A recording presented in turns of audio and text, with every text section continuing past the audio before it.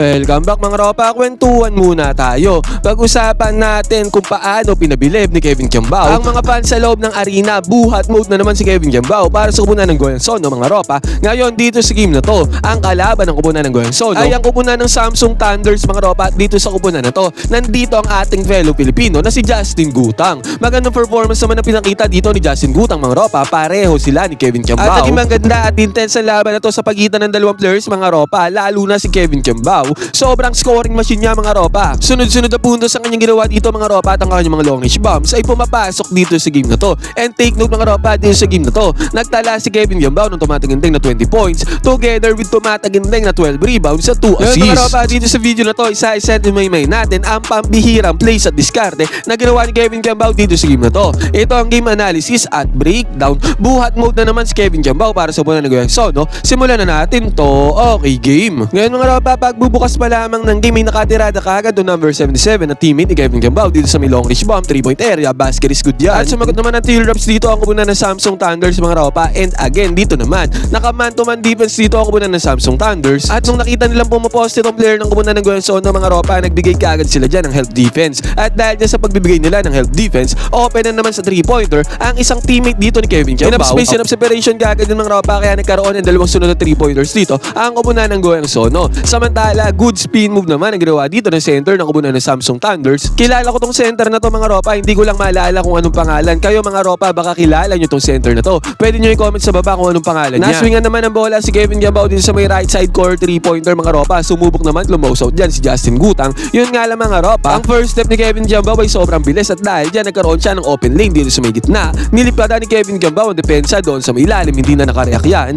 Nagkaroon ng easy 2 points dito si KQ, basket is good. Kung kaya't opening frame ng first quarter mga ropa, lumamang dito ang kupunan ng Goyang Sono, 12-8 ang score. At ang pasa na to ng Samsung Thunders mga ropa, ang layo ng pinanggalingan ng pasa na to. Pero saktong-sakto, dito sa may right side corner 3-pointer, ang gandang pasa niyan mga ropa, saktong-sakto yan, na nagresulta sa is 3 points na ang kupunan ng Samsung Thunders. Nai-kick out ang bola dito sa may 3-point area para sa kupunan ng Goyang Sono mga ropa, dito sa number 55, basket is good ulit ang 3-pointer nila dito. At sa pagkakataon na to mga ropa, heto tignan natin to, nabigyan ng hand-off screen dito si Kevin Kiambao. At dyan sa hand-off screen yan mga ropa, ang hirap na tira yan para kay Kevin Kiambao. Out of balance mga ropa, falling away dito sa may 3-point area, pero still mga ropa, naipasok ni Kevin Kiambao ang long range bomb. Kaya ang resulta nito mga ropa, basket is good para kay Kevin Kiambao. Tumataginding na 20 points nga at puro 3-pointers ang ginawa ni Kevin Kiambao dito sa game na to. Nagkaroon naman ng easy 2 points si Justin Gutang doon sa may ilalim sa may paint mga ropa, basket is good yan. At after nito, bago matapos ang first quarter na to, nagpakawala pa ng 3-pointer ang Samsung Thunders dito sa may right side corner 3-pointer. Basket is good din yan mga ropa, easy money kung kaya nagtapos ang first quarter na to.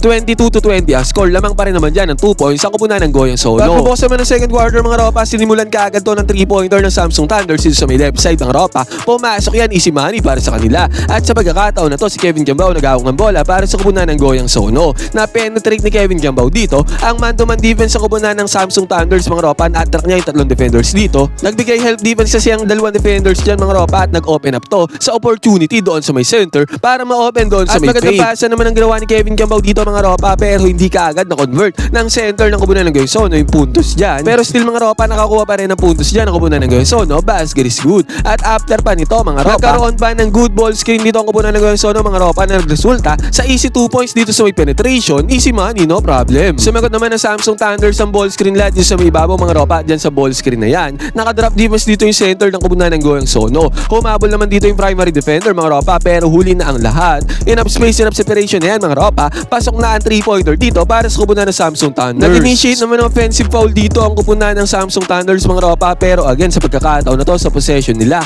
good pick and roll play ang ginawa dito mga ropa. Ang gandang roll at ang gandang pasa ang ginawa dito para tahiin ang depensa ng kupunan ng Goyang Sono mga ropa, at eventually ang resulta niyan, easy 2 points na nagawa dyan ng kupunan ng Samsung Thunders dahil dyan sa play na yan. Nagkaroon naman ng good penetration dito ang kupunan ng Goyang Sono mga ropa, easy 2 points dyan, pero sa pagkakataon na to mga ropa, nagbigay ng hand-off screen ang kupunan ng Samsung Thunders mga ropa, at dahil dyan sa hand-off screen na yan, nagkaroon na naman sila ng open look dito sa may long range bomb 3-point area. At syempre mga ropa, ilista mo na yan, basket is good ulit para sa kupunan ng Samsung Thunders. Sumagot naman ng kick out pass dito sa may 3-point area ang kupunan ng Goyang Sono mga ropa, at naipasok nila ang 3-pointer dyan mga ropa. Yun nga lang, nakabawi din ang 3-pointer dito ang kupunan ng Samsung Thunders. Palitan sila ng 3-pointer mga ropa, at hindi pa yan dyan natatapos dahil dalawang magkasunod 3-pointers pa ang ginalawa ng kabilang kupunan. Sunod-sunod nga na 3-pointers yan mga ropa atong second quarter na to. Tinapos ang kupunan ng Goyong Sono sa mid-range jumper dito sa may left side. Pero sa pagkakataon na to mga ropa dito sa may first half na panghawakan na ng kupunan ng Samsung Thunders ang kalamangan, 45-40 ang score pagpasok ng second half, third quarter. Pagpasok naman ng third quarter mga ropa, si Kevin Kiambao may hawak ng bola dito at inatake ni Kevin Kiambao ang kanyang primary defender. Tinignan mga ropa kung may help defense dito against sa kanya mga ropa pero wala. Kaya tinirahan na ni Kevin Kiambao harap-harapan dito yung kanyang primary defender. Easy 2 points na nagawa niya ni Kevin Kiambao. Basket is good. Samantala mga ropa, nagkaroon naman ng good penetration dito ang kupunan ng Samsung Thunders. Easy 2 points yan, libreng-libre. At sa pagkakataon na to mga ropa, binangga ng center nila Kevin Kiambao yung center ng kupunan ng Samsung Thunders. Atras yan mga ropa kaya nagkaroon siya ng enough space, enough separation. Para magkaroon ng easy 2 points dito sa may paint mga ropa, yun nga lang sa pagkakataon na to.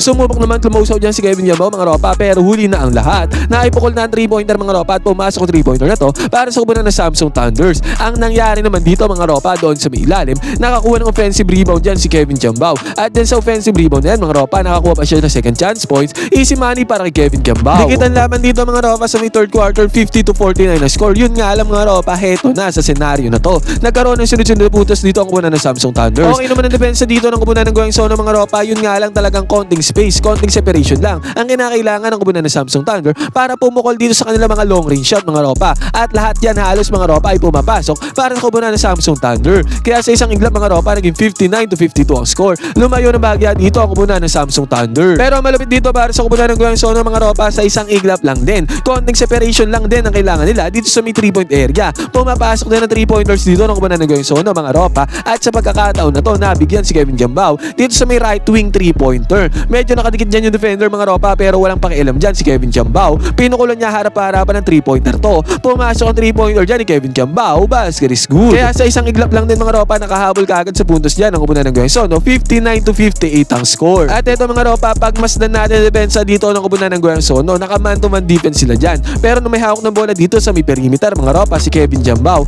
parang naaligaga dyan mga ropa. Binabantayan niya yung may hawak ng bola dyan mga ropa, sumusone siya dyan para sa help defense. Yun nga lang mga ropa sa pagbabantay dyan ni Kevin Kiambao. Pag swing ng bola doon sa binabantayan niya, meron kagad space, meron kagad separation na nagawa dito yung ginawa dyan na depensa ni Kevin Kiambao. Kaya ang resulta nito mga ropa, another 3-pointer na naman ang napundar dito ng kupunan ng Samsung Thunder. At sa pagkakataon na to mga ropa, gumamit ng ball screen ng kupunan ng Samsung Thunder dito sa may ibabaw. At dyan sa ball screen na yan mga ropa, konting space lang ulit. Enough space, enough separation to mga ropa para pumukol ulit ng 3-pointer. Pumukol dito yung center ng kupunan ng Samsung Thunder. Kilala ko talaga tong center na to mga ropa. Hindi ko lang maalala kung ano ang kanyang pangalan. At dahil dyan mga ropa, napa-timeout dito ang coach nila Kevin Kiambao dahil nga biglang bumubulusok sa may 3-pointer ang kupunan ng Samsung Thunder. Ang maganda naman dito mga ropa, after ng timeout na yun ng coach ng kupunan ng Goyong Sono, nakakuha sila ng second chance points doon sa may paint mga ropa. Easy 2 points yan mga ropa. At good defense pa ang ginawa dito ng kupunan ng Goyong Sono. Nakakuha ng block dyan si Kevin Kiambao mga ropa at eventually nakakuha ng good penetration dito ang kupunan ng Goyong Sono at good pass mga ropa para sa easy 2 points. Nagtapos ang third quarter na to sa score na 67-66. Isang bonus lang na nahabol dyan na ang kupunan ng Goyong Sono against sa kupunan ng Samsung Thunders. Pagbubukas naman ng fourth quarter mga ropa, heto dito pumose kagad dito yung center ng kupunan ng Samsung Thunder. Tingnan natin dyan sila Kevin Kiambao mga ropa. Nakaalalay sila dyan mga ropa pero di sila nagbibigay ng help defense. Reasonable din naman kasi mga ropa kasi pag nagbigay sila ng help defense dyan, possible mabigyan ng pasa yung binabantayan nila. Yun ang ayaw ng coach ng kupunan ng Goyong Sono mga ropa. Kaya minabuti na lang nila na magkaroon ng one-on-one defense dito sa may paint. Yun nga lang mga ropa, mas ang ibabaw dito ang opensa ng kupunan ng Samsung Thunder. At ang malupit pa dito mga ropa, itong scala by 3-pointer dito ng kupunan ng Samsung Thunder ay pumasok pa yan, wala ng oras. Binato na lang yan mga ropa pero pumasok pa. Kaya pagbukas ng fourth quarter mga ropa, naging 72-68 ang score. Lumamang dyan ang bahagya ang kupunan ng Samsung Thunder. At agad mga ropa, nagkaroon ng good entry pass dito ang kupunan ng Samsung Thunder. Then sa good entry pass na yan, again, nakapagpundar na naman ng easy 2 points dito yung center nila. Basket is good yan. At sa pagkakataon na ito mga ropa, ang kinol na play ng kupunan ng Goyong Sono ay split action play dito sa may perimeter mga ropa sa may inbound. Nag-split action play dyan si Kevin Kiambao mga ropa at ang nagawa niya split action play na yan ay na-open dito si Kevin Kiambao. Sa may left wing 3-pointer mga ropa, kitang-kita natin dito open na open dyan si Kevin Kiambao. Pinukol niya ang 3-pointer mga ropa at ang resulta nito, pumasok ang 3-pointer na yan para kay Kevin Kiambao. Basket is good. At dito sa possession na to ng kupunan ng Goyong Sono mga ropa, nagulo dito ang depensa ng kupunan ng Samsung Thunder.